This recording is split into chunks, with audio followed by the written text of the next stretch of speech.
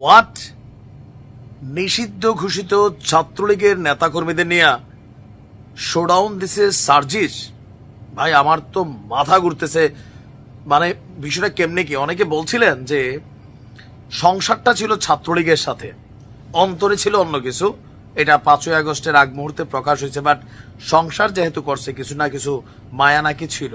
এখন ছাত্রদল নেতা যে অভিযোগ করছেন, ছাত্রদলের সভাপতি সার্জিসও তো ভাই জবাবদিহিতারা কি হবে? আগে চলুন আমরা শুনি কথা। সার্জিস আলমের শোডাউনে নিষিদ্ধ ঘোষিত ছাত্রলীগের চিহ্নিত সন্ত্রাসী এবং জুলাই আগস্টের গণহত্যার আসামিদেরকে দেখা গেছে শিক্ষার্থীদের যথাযথ মূল্যায়ন না করার অভিযোগে উক্ত ছাত্র সংগঠনটি কতিপয় ক্ষমতাশালী নেতা আত্মপ্রকাশের দিনেই বেসরকারি বিশ্ববিদ্যালয়ের শিক্ষার্থীদের সাথে সভাপতির এমন বক্তব্যের জের ধরে এই মুহূর্তে তোলপাড়। ঘটনার প্রেক্ষাপট কি?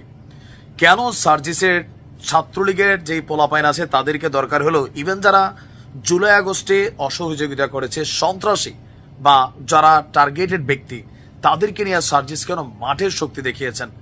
তবে সার্জিস বলছেন ভিন্ন কথা, যে তোমরা টোকাই সন্ত্রাসী বাটপার নিয়ে আমার উপর হামলা চালাইতে গেছো, আমি সরে গেছিলাম, অন্যদেরকে পিটাইয়া হাসপাতাল পাঠিয়েছো। খেয়াল আছে গত 2 দিন আগে গভীর রাতে প্রাইভেট বিশ্ববিদ্যালয়ে একটা ইফতার অথবা প্রোগ্রামে গিয়েছিলেন সার্জিস। সেখানে তার উপরে এবং তার সতীর্থদের উপরে ছাত্রদল নেতা শাকিলের নেতৃত্বে একদল সন্ত্রাসী টোকায় হামলা চালিয়েছে এমন অভিযোগ যখন সার্জিসের ছিল।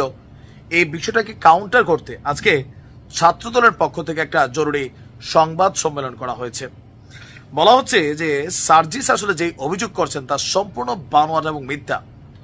বরঞ্চ উল্টো তিনি ছাত্রলীগের নিষিদ্ধ ঘোষিত সংগঠনের অনেক সন্ত্রাসীদেরকে নিয়ে সেইখানে মহড়া দিয়েছেন। বরঞ্চ তার বিচার হওয়া উচিত যে তিনি ছাত্রদলের বিরুদ্ধে এই অভিযোগ এনেছেন। এরপর আবার ছাত্রদল বলছেন যদি কোনো কিছু ঘটেও থাকে সামহাও অসাংগঠনিক উপায়ে, সেটা নিয়ে ছাত্রদল ইনভেস্টিগেশন করছে, মোর ইনভেস্টিগেশন করবে, তথ্যপাত্র কালেকশন করবে।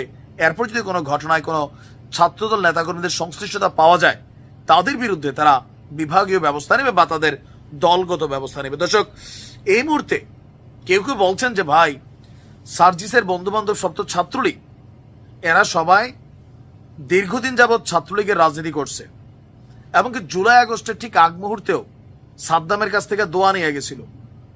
এরপরে মাঝখানে প্রেক্ষাপটটা টেকনিক্যালি চেঞ্জ হয়ে গেছে। আর টেকনিক্যালি যতই চেঞ্জ হোক, অন্তরে নাকি ছাত্রলীগের জন্য কিছুটা হলেও ভালোবাসা আছে, বাট আমি বিশ্বাস করি না তার যে অ্যাক্টিভিটিজে। বাট অনেকে বলছেন যে সার্জিসের বন্ধু বান্ধব নেতা যারাই আছে কোথাও না কোথাও এরা সবাই এক্স ছাত্রলীগ, রানিং এরা জাতীয় নাগরিক পার্টি অথবা সমন্বয়ক অথবা বৈষম্য বিরোধী।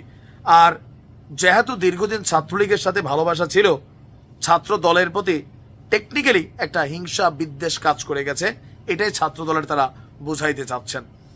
এখন এই মুহূর্তে রাজনীতির মাঠটা খালি, কার অবদান কত বেশি। ইভেন দীর্ঘ 16-17 বছর পর যখন নিজেদের অস্তিত্ব জানান দেওয়ার সুযোগ পেল ছাত্রদল, তখনই আবার ভেজাল।